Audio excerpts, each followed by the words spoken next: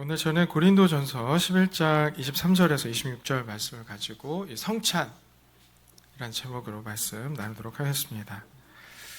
우리 교회는 3월 마지막 주가 종료주일입니다. 그리고 4월 첫째 주가 부활주일인데요. 이 종료주일에 성찬을 계획을 했습니다.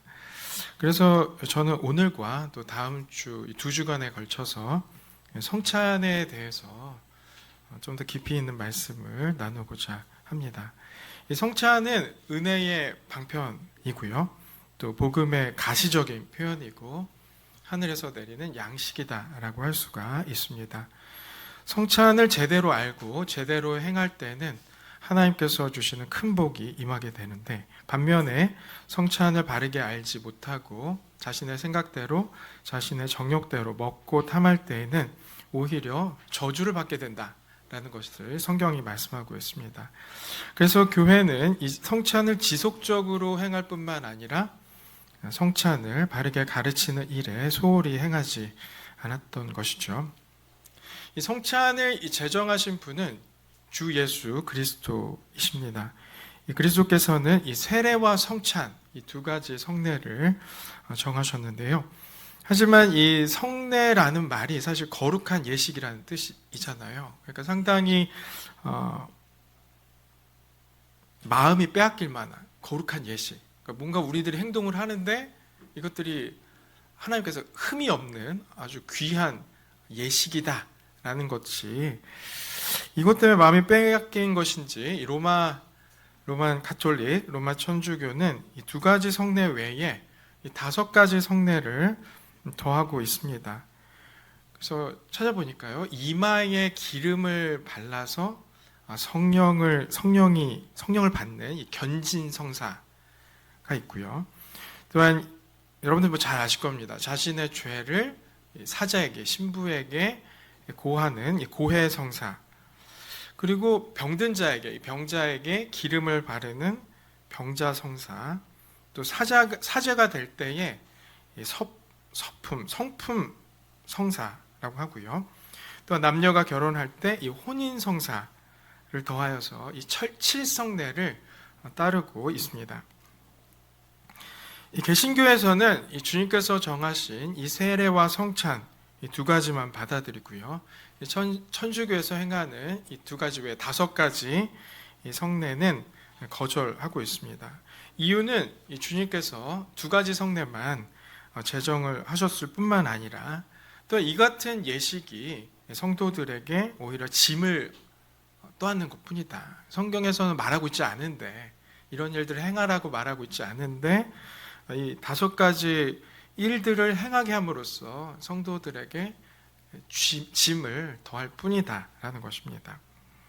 어떤 분은 성례가 많으면 많을수록 좋은 것이 아닌가라고 생각을 하실 수도 있는데요. 하지만 성례를 많이 하는 것이 중요한 것이 아니라 합당하고 바른 일을 행하는 것이 더 중요하다라고 할 수가 있습니다.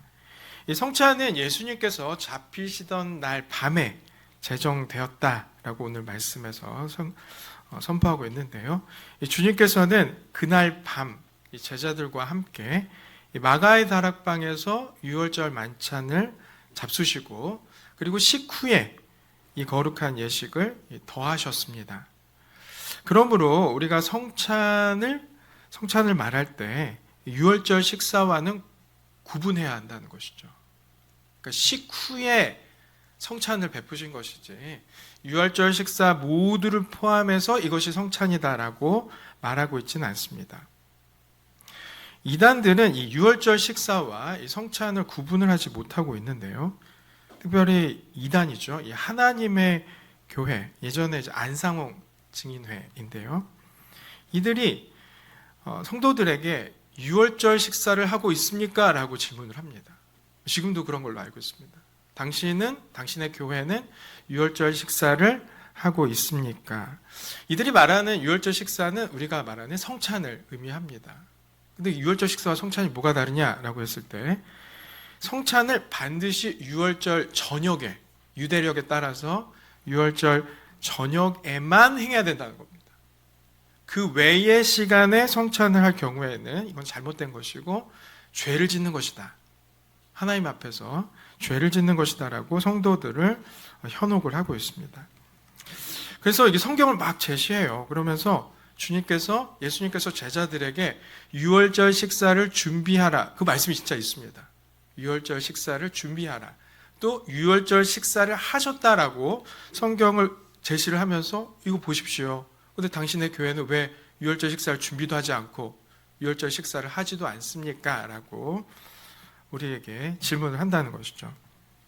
하지만 그렇습니다. 주님께서는 유월절 식사를 준비하라 명하셨고 유월절 식사를 하셨습니다. 하지만 주님께서 유월절 식사를 기념하라고 말씀하신 적은 없으시다라는 것이죠. 다만 주님께서 유월절 식사를 마치신 후에 잔과 떡을 가지시고 성찬을 나누셨고 그 성찬을 주님의 만찬을 기념하라라고 말씀하고 있습니다. 그러니까 우리는 유월절을 지키는 것이 아니라 성찬을 지키고 나아가는 것인 줄로 믿습니다. 그러므로 초대교회부터 지금 이 시대까지 여러분들 유월절 식사라는 말을 들어본 적이 없으실 거예요. 우리는 유월절 식사를 지키는 게 아닙니다. 우리는 성찬을 행하는 줄로 믿습니다. 본문 20절과 21절 말씀에서 이 사도 바울은 초대교회가 행한 이 성찬에 대해서 한 가지 문제에 대해서 지적을 하고 있는데요. 우리 20절과 21절 말씀 함께 읽어보도록 하시겠습니다. 시작. 그런즉 너희가 함께 모여서 주의 만찬을 먹을 수 없으니 이는 먹을 때에 각각 자기의 만찬을 먼저 갖다 먹음으로 어떤 사람은 시장하고 어떤 사람은 취함이라. 이 말씀을 우리가 이해하기 위해서는 이 초대교회는 지금 우리와 같이 이 교회당 건물이 따로 있지 않았습니다. 헌신된 성도가 자신의 집을 예배당으로 내놓고요. 또 교회에 필요한 모든 제반사항들과 또 먹을 것과 마실 것들을 공급을 했다는 것이죠. 또한 이 당시에는 주일이라는 개념이 없었습니다. 우린 당연히 주일날을 쉰다고 생각을 하고 있는데 이 로마 시대도 마찬가지고 다른 나라에서도 주일날 쉰다는 개념이 없었어요. 그러니까 이 성도들은 주일날도 일을 해야 했습니다. 주일날 그럼 일을 하고 그럼 주일 예배는 언제 드릴까요? 주일 저녁에 드리는 겁니다. 주일 저녁에 예배당에 모여서 성도의 집에 모여서 예배를 드리는데 밤까지 일을 했으니까 얼마나 배가 고프겠어요. 그러니까 먼저 식사를 했습니다. 예배 드리기 전에 먼저 식사를 했습니다. 집주인은 이 수고한 이 성도들에게 식사를 준비하게 된 것이죠. 그런데 이 당시에는 엄격하게 이 계급 사회였기 때문에 성도들 중에는 이렇게 부유한 귀족이나 상류층 계급이 있는 반면에 또한 그 귀족의 종들도 그곳에 속해 있었습니다. 그러니까 귀족과 귀족의 종들이 함께 예배를 드렸다는 것이죠. 그리고 부유한 사람과 가난한 자가 함께 주님을 예배하고 또한 함께 식사를 했다라는 것입니다. 물론 초대교회도 우리가 서로 한 가족입니다, 한 형제입니다 라고 불렀지만 이 같이 식사하는 것에 대해서는 누군가는 상당히 불편해 했을 것입니다. 귀족들이 그렇죠. 귀족들이 자신의 종과 한 자리에서 먹는다라는 것이 아무리 신앙으로 한 형제라고 받아들인다고 해도 쉽지가 않은 것이죠. 그러니까 지위가 높은 사람과 지위가 낮은 사람이 따로 식사를 할 수밖에 없었다라는 것입니다. 근데 이 부자들이 뭔가요? 더 맛있는 음식을 먹었겠죠. 부유한 사람들이 이 집주인과 가깝기 때문에 더 맛있는 음식을 더 많이 먹었을 것입니다. 또한 가난한 성도들은 허기를 때우는 정도로 먹었을 것입니다.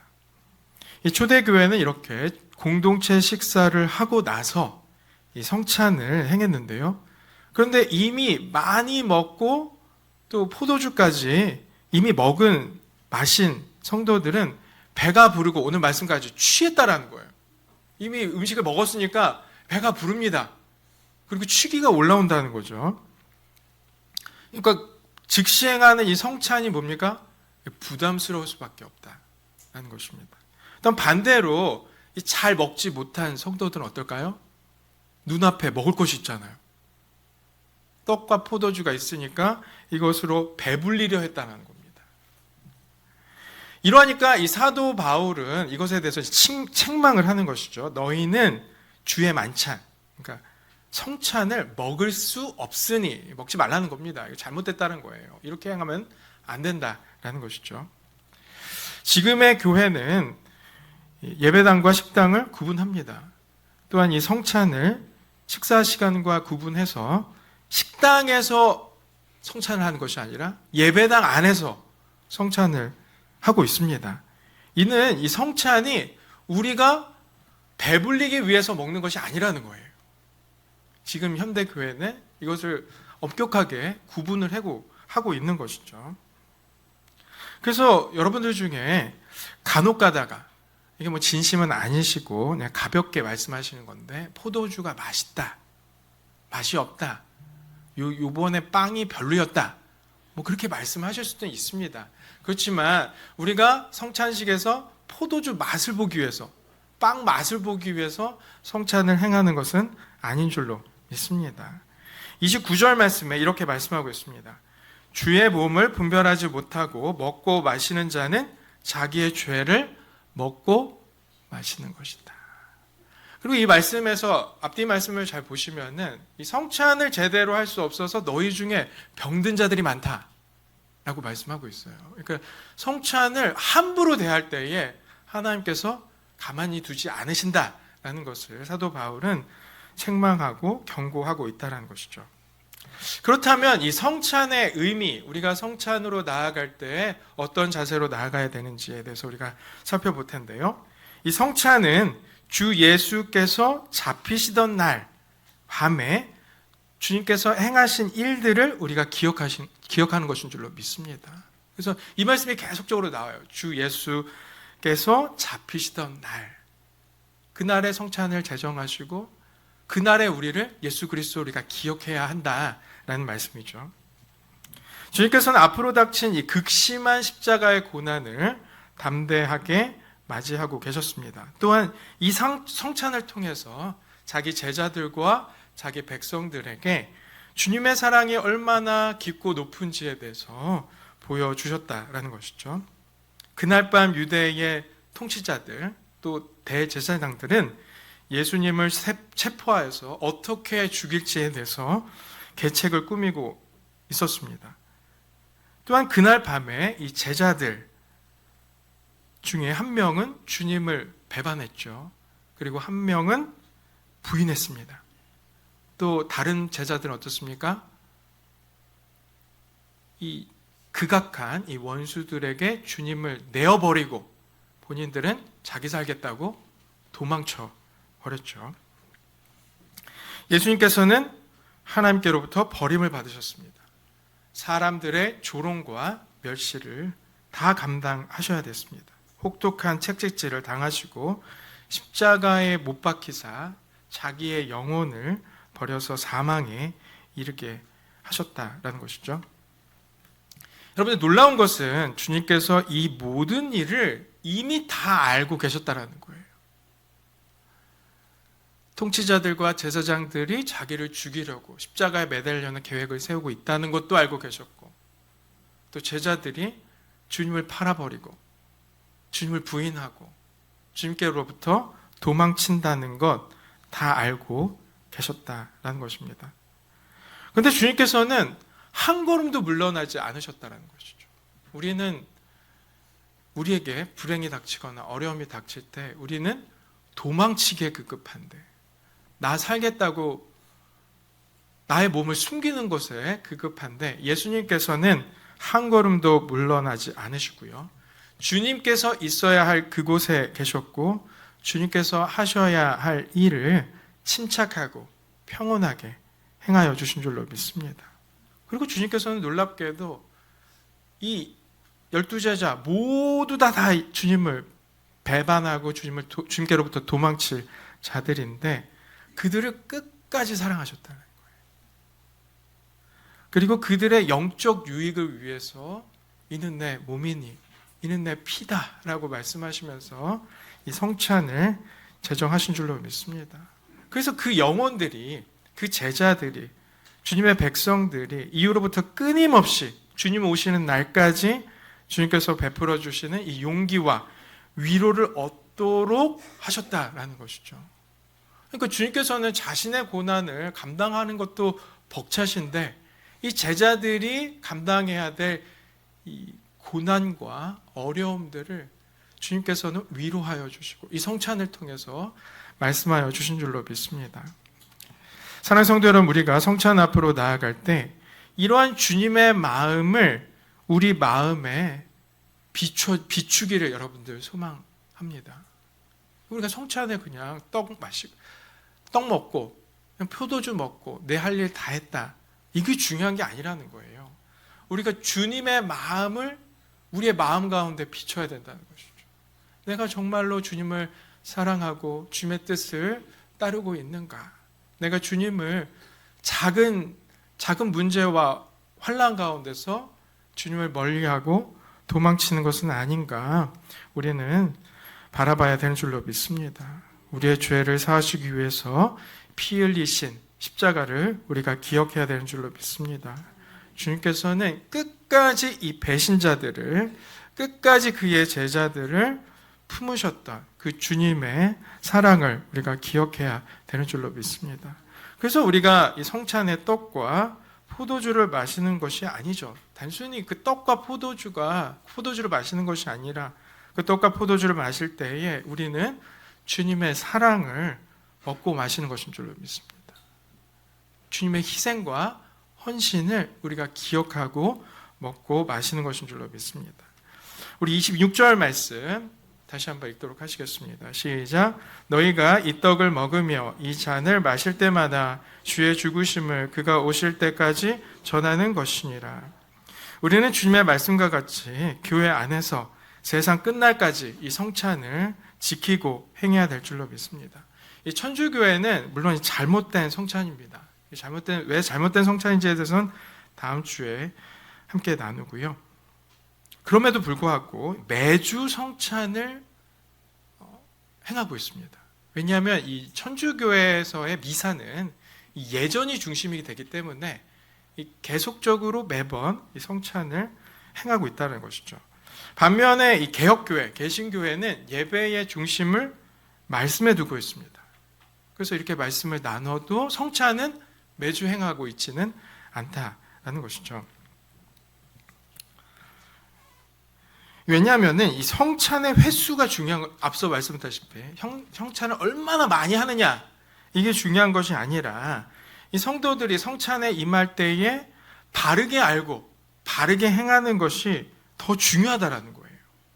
그래서 이 가르침에 따라서 개혁교회는, 개신교회는 성찬을 매주 행하지는 않습니다. 그럼에도 불구하고 저희 교회는 대부분의 교회가 1년에 2번 정도, 많으면 4번 정도 행하고 있는데요. 이것이 우리의 편의 때문은 아닌가라는 우려가 있기도 합니다. 그래서 사실 올해부터 성찬을 좀 늘려야겠다라고 생각을 했는데 올해는 포도주가 없습니다. 그래서 내년부터는 이 성찬의 횟수를 늘리고 또 성찬 주간을 정해서 우리가 성찬의 이 기쁨, 성찬의 은혜를 우리가 풍성히 누려야 되겠다라고 생각을 하고요. 또 성도님들도 또 준비하고 또 성찬의 기쁨을 또 기억하고 함께 나누신 여러분들에게 간절히 부탁드립니다. 이 마지막으로 이 성찬을 행하는 이유, 그 목적에 대해서 함께 살펴보도록 할 텐데요. 첫 번째는 앞서 말씀드렸다시피 이 성찬은 그리스도의 죽음을 기념하는 것입니다. 주님께서는 떡과 포도주를 나누면서 특별히 이것은 너희를 위하여 주는 내 몸이다 라고 말씀하셨고, 또 잔을 나누시면서 내 피로 세우신 새 언약이다 라고 말씀하셨어요. 그냥 우리 이건 먹고 우리 힘냅시다 이렇게 한 것이 아니라 여기에 의미를 부여하시는데 이것이 내 몸이다, 이것이 내 언약의 피다 라고 말씀하시면서 예수 그리스도의 죽으심을 기념하라 라고 강조하신 줄로 믿습니다. 그러므로 성찬은 이 참여자에게 그리스도의 죽음이 얼마나 고통스러운지를 우리가 기억하게 하고 주님의 죽음이 대속적이고 대리적인 의미를 지녔다는 것. 그러니까 내가 죽어야 될 곳에, 내가 십자가에 달려야 하는데 주님께서 대신 죽으셨다라는 것이죠. 그리고 하나님께서는 이 예수 그리스도의 죽음을 통해서 우리가 당해야 될 이 형벌을 대신 예수 그리스도가 대신 받으셨는데 이것을 만족해 하셨다는 거예요. 이것이 옳다고 여기셨다라는 것이죠. 그러므로 우리는 뭡니까? 그리스도 안에서 완전히 죄 씻음을 받았다라는 것을 이 성찬은 깨닫게 하는 줄로 믿습니다. 그러므로 우리는 이 성찬을 통해서 우리의 죄를 통해야 된다는 거예요. 언제 내 시간 돌아오나? 내가 언제 떡을 먹어야 되고 저 집사님 다음에는 누구한테 주시겠지? 여기에만 우리가 신경을 쏟으시면 안 됩니다. 그러면 사실 장로님들이 성찬을 나누실 필요가 없어요. 여러분들이 차례대로 와서 가져가시면 되는 겁니다. 여러분들에게 하나씩 이렇게 드리는 이유는 여러분들이 충분히 기도하고 우리의 죄를 통회하고 자복하고 또한 이 성찬을 통해서 주님께서 주시는 기쁨과 감사함을 구하라라는 의미로 장로님들이 수고함으로 이 성찬을 나누는 것이죠. 그러므로 우리는 이 주님의 이 구원하심 또 주님의 대속의 죽음을 우리가 기억함으로 나가야 되는 줄로 믿습니다. 또한 이 둘째는 이 성찬은 신자가 영적 양식을 먹고 성장할 수 있게 해준다는 것입니다. 하나님께서는 이 이스라엘 백성들이 광야를 지날 때에 그의 백성에게 하늘에서 내려주는 이 만나를 먹게 하셨습니다. 이게 세상의 것이 아니었습니다. 이 땅의 것이 아니었다는 것이죠. 신비하고 놀라운 양식인데요. 하지만 백성들이 만나를 먹었다고 해서 영원히 살진 않았다는 거예요. 백성들이 만나를 먹었다고 해서 요단강을 건너진 않았다는 겁니다. 약속의 땅으로 들어가지는 못했다라는 것이죠. 신명기 8장 3절 말씀에서 그 말씀을 하고 계시는데요. 우리 함께 찾아보겠습니다. 신명기 8장 3절 말씀. 신명기 8장 3절 말씀입니다. 274쪽에 있습니다. 신명기 8장 3절 말씀.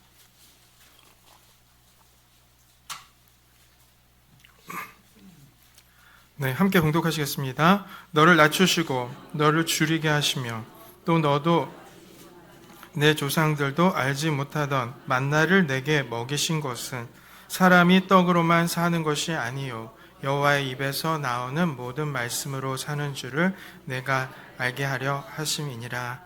아멘. 이 말씀이 참 놀랍습니다. 주님께서 광야에서 만나를 먹이신 이유가 무엇입니까? 사람이 떡으로만 사는 것이 아니다. 이걸 알려주시기 위해서 만나를 베푸셨다는 거예요. 근데 이스라엘 백성들이 왜 실패했습니까? 만나를 떡으로만 생각했던 거예요. 만나를 배불리는 것으로 생각했던 겁니다. 근데 하나님께서 백성들에게 만나를 주신 이유가 뭐라고요? 여호와의 입에서 나오는 모든 말씀으로 사는 줄을 내가 알게 하려 하심이니라. 여러분, 이 성찬이 바로 이 말씀입니다. 성찬의 떡과 포도주는 우리를 살리는 말씀을 먹는 것이죠. 예수 그리스도께서 말씀이신 줄로 믿습니다. 그러니까 성찬의 떡과 이 포도주를 먹음으로 우리가 사는 것이라는 거예요. 우리의 육신은 비록 후패해지고 우리가 낡아지지만 뭡니까? 우리의 영혼은 예수 그리스도로 인해서 그분의 말씀으로 인하여 그분의 구원으로 인하여 우리가 살게 되고 우리가 성장하게 되는 줄로 믿습니다. 그러므로 성찬에 참여함으로 우리의 믿음이 굳세어진다는 것이죠. 이거 먹고 내가 칼로리가 올라가는 게 아니라는 겁니다. 이것을 먹고 뭡니까? 주님과 연합한다는 거예요. 주님과 함께 한다는 겁니다. 주님의 십자가에 동참하고 주님의 부활과 함께 우리가 일어선다라는 믿음으로 나가야 된다는 것이죠. 그래서 보이지 않던 믿음이 성찬을 통해서 보게 된다는 거예요. 예수 그리스도의 십자가와 예수 그리스도께서 우리에게 행하신 일을 우리가 어떻게 볼 수 있습니까? 문자로밖에 볼 수가 없어요. 그런데 성찬의 떡과 포도주를 통해서 주님의 살과 피로 대할 때에 우리가 주님의 고난을 깨달아 알고 주님의 구원을 우리가 두 눈으로 목격하게 되는 줄로 믿습니다. 그러므로 우리는 뭡니까? 우리가 믿음이 성장한다라는 것이죠.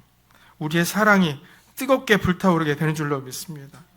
우리들의 경건한 슬픔과 기쁨이 되살아나고 주님께서 다시 오심과 영광을 바라보는 소망이 배가가 되는 줄을 믿고 나아가신 여러분들 간절히 부탁드립니다. 마지막으로 성찬은 성도가 그리스도와 연합한다는 것을 보여주는 증언입니다. 고린도전서 10장 16절 말씀인데요. 우리가 축복하는 바 축복의 잔은 그리스도의 피에 참여함이 아니며 우리가 떼는 떡은 그리스도의 몸에 참여함이 아니냐. 이 말씀은 성도가 성찬에 참여함으로 그리스도와 교제를 나누고 주님의 고난과 죽음이 가져다 복을 참여한다라는 의미를 가지고 있습니다. 말씀을 맺겠습니다. 성찬은 주님께서 정하시고 주의 성도들이 영원토록 주님의 고난 당하심과 십자가를 기억하라는 예식인 줄로 믿습니다. 이 성찬은 우리가 주로 인해 죄사함을 받았으며 영적으로 성장하며 주님과 교제함을 보여주신다라는 것이죠. 들려주실 뿐만 아니라 주님께서 우리에게 보여주시고 소망케 해주시는 거룩한 예식인 줄로 믿습니다. 성찬을 소망하시고 또 성찬을 준비하시고 주님 앞에 거룩한 산 제물로 나아가시는 우리 모든 성도님 되시기를 간절히 축원드립니다. 기도하시겠습니다.